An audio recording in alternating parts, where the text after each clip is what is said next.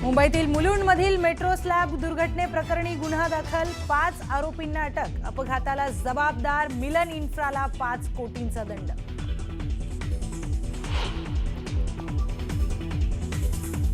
मुलुंडमध्ये मेट्रोच्या स्लॅबचा काही भाग कोसळला, एकाचा मृत्यू तर 2 जण जखमी. महापौरांकडून घटनास्थळी पाहणी.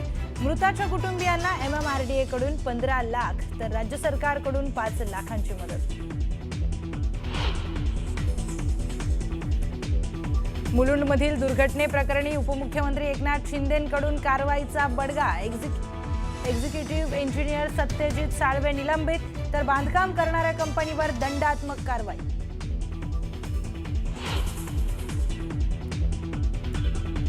भाजपच्या राजवटीमध्ये माणसांच्या जीवाची किंमत राहिलेली नाही. मुलुंडमधील अपघातावरून आदित्य ठाकरेंची टीका, तर दोषी कंत्राटदारांवर कारवाई होणार का? हर्षवर्धन सपकाळांचा सवाल. काँग्रेस प्रदेशाध्यक्ष हर्षवर्धन सपकाळांच्या अडचणीमध्ये वाढ. पुण्यातील पर्वती पोलीस स्टेशनमध्ये भाजपच्या तक्रारीनंतर गुन्हा दाखल. टिपू सुलतानची शिवरायांसोबत तुलना करणं सपकाळांना भोवलं.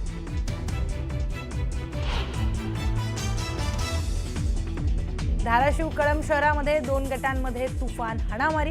काँग्रेस आणि शिवसेना उभाठाचे कार्यकर्ते भिडले, 4 जण गंभीर जखमी. पोलिसांकडून तपास सुरू.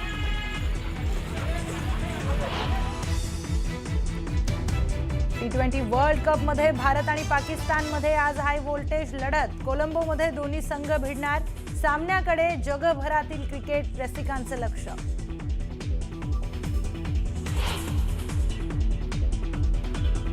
देशभरात महाशिवरात्रीचा उत्साह. पहाटेपासून शिवमंदिरांमध्ये दर्शनासाठी गर्दी. भाविकांकडून विधिवत पूजा अर्चना.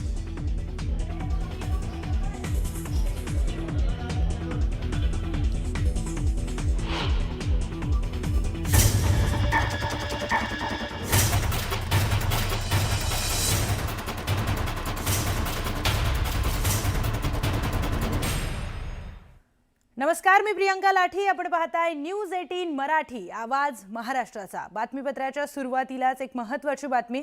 काल मुलुंडमध्ये मेट्रो दुर्घटना झाली आणि त्या दुर्घटनेप्रकरणी 5 जणांना अटक करण्यात आली आहे. मॅनेजर, अभियंते, सुपरवायझरसह कामगारांवर गुन्हा दाखल करण्यात आलाय. तसेच 2 कंपन्यांशी संबंधित अधिकाऱ्यांवर कारवाई करण्यात आली आहे. यासोबत मिलन इन्फ्राला 5 कोटींचा दंड ठोठावण्यात आलाय. बरोबरच कन्सल्टंट लुई बर्गर कंपनीला 1 कोटी रुपयांचा दंड ठोठावण्यात आलाय. एक्झिक्युटिव्ह इंजिनियर सत्यजित साळवे यांना निलंबितही करण्यात आलंय. तर MMRDA कडून मृत व्यक्तीच्या कुटुंबाला 15 लाखांची आर्थिक मदत जाहीर करण्यात आली आहे.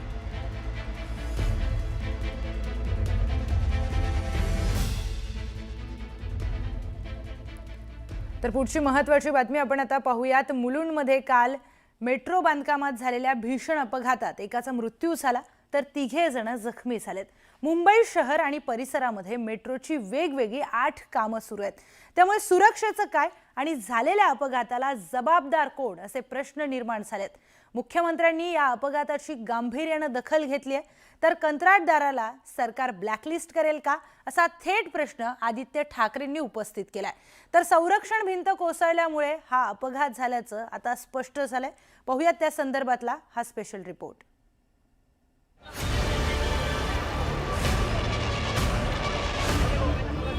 मुंबई पुन्हा एकदा हादरली. हादरलेल्या मुंबईत माणसाच्या जीवाला किंमतच नाही हे अधोरेखित झालंय. मेट्रोचा स्लॅब कोसळून 2 वाहनांचं नुकसान झालंय आणि एकाचा मृत्यू झालाय. शनिवारी या भागात वर्दळ कमी असते, त्यामुळे हानी कमी झाली.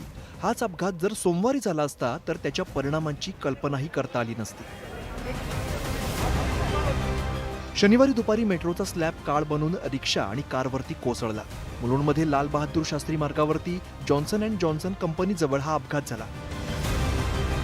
मुंबई शहर आणि परिसरात मेट्रोची कामं प्रगतीपथावरती आहेत, त्यामुळे अनेक प्रश्न निर्माण झाले. या अपघाताला जबाबदार कोण? नागरिकांच्या सुरक्षेचं काय? भर दिवसा मेट्रोचा स्लॅब कोसळतोच कसा? या प्रश्नांची उत्तरं मिळणं गरजेचं आहे. तर अपघाताच्या ठिकाणी सुरक्षेची खबरदारी घेण्यात आली नव्हती, असा आरोप नागरिकांनी केलाय. ऍक्टिवावर होते, त्यांच्या मागेच माझी गाडी होती मी इथून निघाली हॉस्पिटलमधून आणि मी घरी जात होती घाटकोपरला हेच रोडने आणि मी रोज हेच रोडने ट्रॅव्हल करते. तर आता मला स्वतःला भीती वाटते की मी आता कशी जरा पण हे नाही की कसं होणार. हे बघा ना, ते 2 ब्लॉक पण आता पडायला झाले. मुख्यमंत्री देवेंद्र फडणवीस यांनी अपघाताची गांभीर्यानं दखल घेत मृतांच्या वारसांना 5 लाखांची मदत जाहीर केली आहे. भाजप आमदार मिहीर कोटेचा यांनी बांधकामातील हलगर्जीपणाबाबत 1.5 महिन्यांपूर्वी तक्रार केल्याचा दावा केलाय. तर महापौर रितू तावडे यांनी घटनास्थळाला भेट देत दोषी कंत्राटदारावरती कारवाई करण्याचं आश्वासन दिलंय. हा खूप मोठा निष्काळजीपणा आहे. मला आता कळालं मॅडमकडनं की कालच हा पॅराफिट वॉल बसवलेला होता आणि काल बसवल्यानंतर आज हा पडला, तर त्याच्यामध्ये भरपूर मोठा निष्काळजीपणा असणारच ना. क्युरिंग झालं नसेल किंवा काही बॅरिकेड्स वगैरे सगळ्याच गोष्टीचा निष्काळजीपणा दिसतोय. याला कोण जबाबदार आहे त्यांच्यावरही कारवाई केली जाईल आणि तात्काळ जिथे जिथे काम चाललेलं आहे तिथलं सेफ्टी ऑडिट करून त्या ठिकाणी अशी घटना घडणार नाही या प्रकारचा प्रयत्न केला जाईल. स्लॅब कोसळून झालेल्या अपघातानंतर विरोधकांनीही आक्रमक पवित्रा घेतलाय. आदित्य ठाकरेंनी ट्विट करत प्रश्नांची सरबत्ती केली आहे. संबंधित कंत्राटदाराला ब्लॅकलिस्ट करणार का, असा प्रश्नही त्यांनी उपस्थित केलाय. कदाचित काही लाखांचा दंड दाखवला जाईल आणि पुन्हा त्यालाच नवीन टेंडर दिलं जाईल.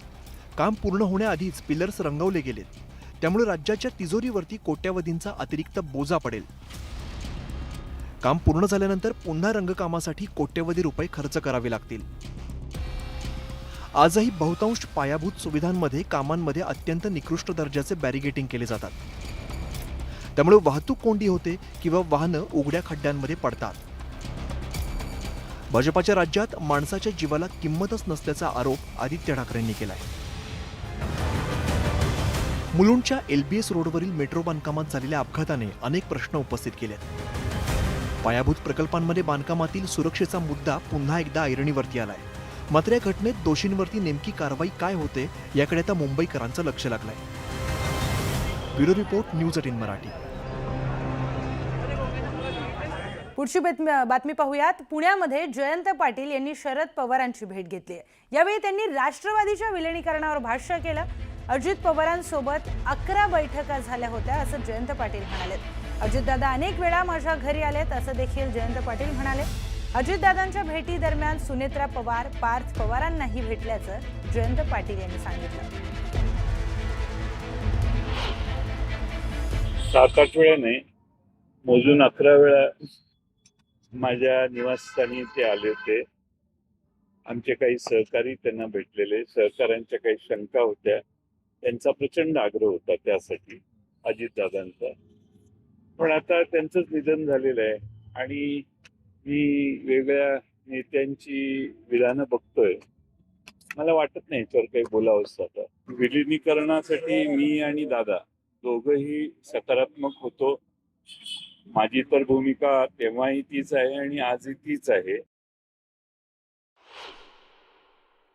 सुनेत्रा वहिनींना आम्ही काही 4-5 जण त्या बारामतीत असताना घरी जाऊन भेटलो आणि आम्ही त्यांना सांगितलं काही अडचण असेल, काही प्रश्न असतील तर आम्हाला सांगा, आम्ही कधी तुमच्या मदतीला येऊ. काहीच अडचण मनात चिंतू बाळगू नका. विलिनीकरणाच्या आधी देखील 1-2दा माझ्या त्यांच्या भेटी झालेल्या होत्या. त्यामुळं सुनेत्रा वहिनींचा जो मुद्दा असेल किंवा पार्थ पवारांचा असेल, आमची त्यांना पूर्ण पाठिंबा म्हणजे सपोर्टिव्ह, त्यांच्यासाठी काही अडथळे आणि प्रश्न तयार करण्याची आमची इच्छा नाही.